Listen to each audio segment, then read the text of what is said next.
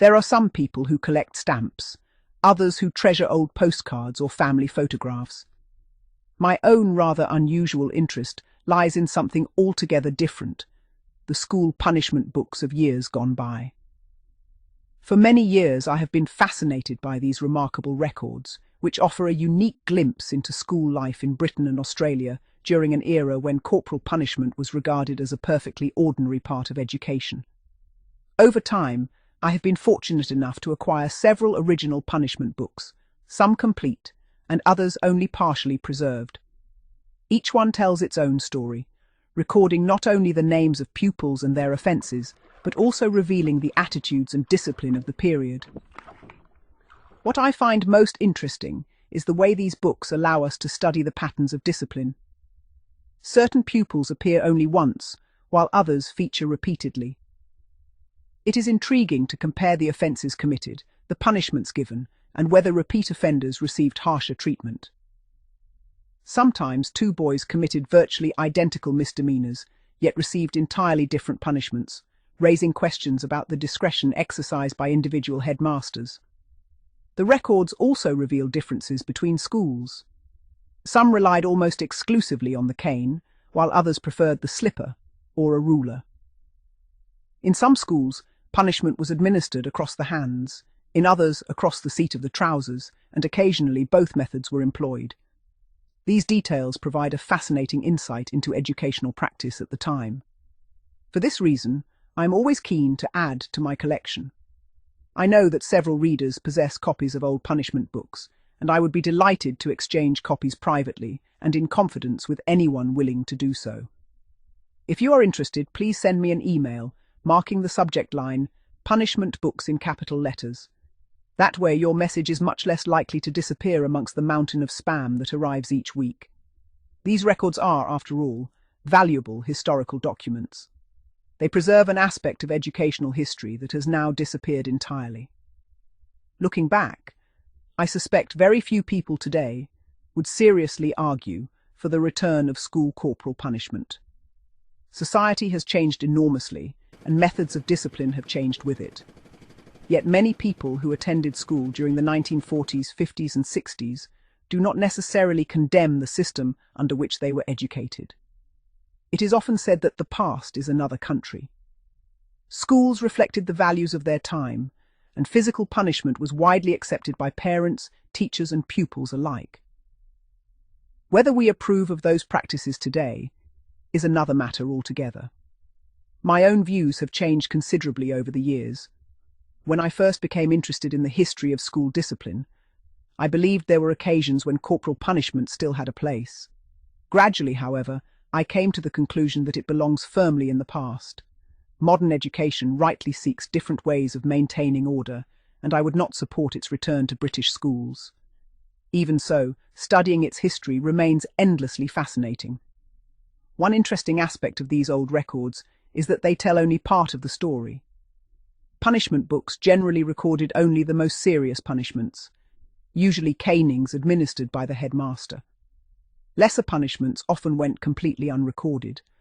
The slipper, for example, was commonly regarded as a routine disciplinary measure and frequently escaped official documentation altogether.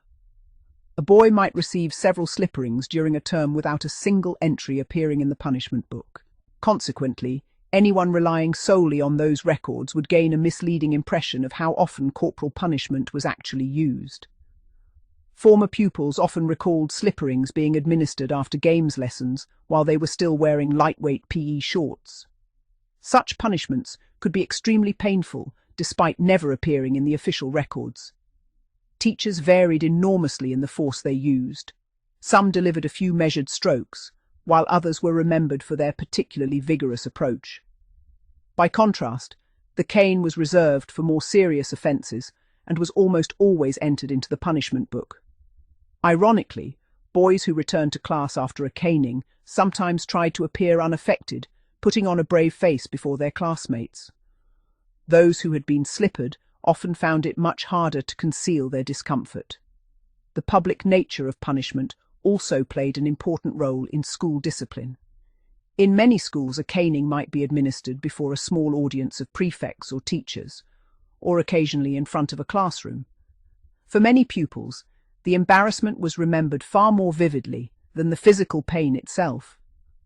Former headmasters often remarked that the humiliation associated with public punishment was considered by schools of the time to be an important deterrent.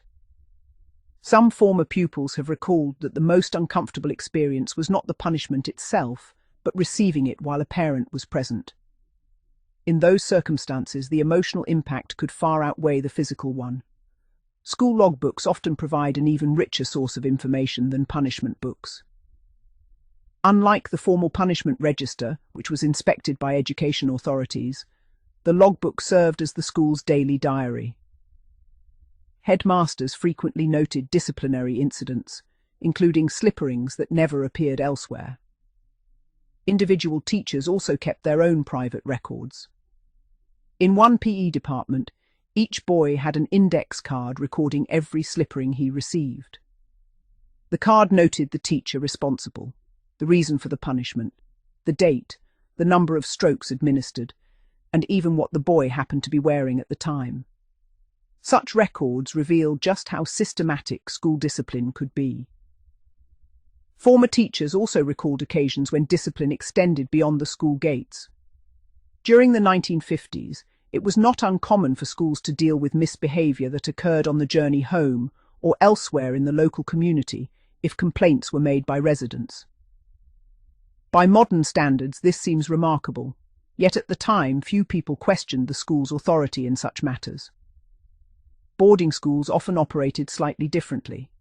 At one English boarding school during the 1960s, only the headmaster was permitted to use the cane, while ordinary masters relied upon the slipper or other readily available implements.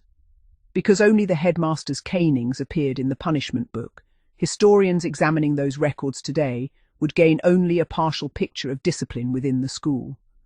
Whether one approves or disapproves of corporal punishment, these surviving records remain important historical documents. They tell us not only about discipline, but about changing attitudes towards childhood, authority, and education. The punishment book is more than a register of offences and penalties. It is a window into a very different Britain, reminding us just how much schools, and society itself, have changed over the past half-century.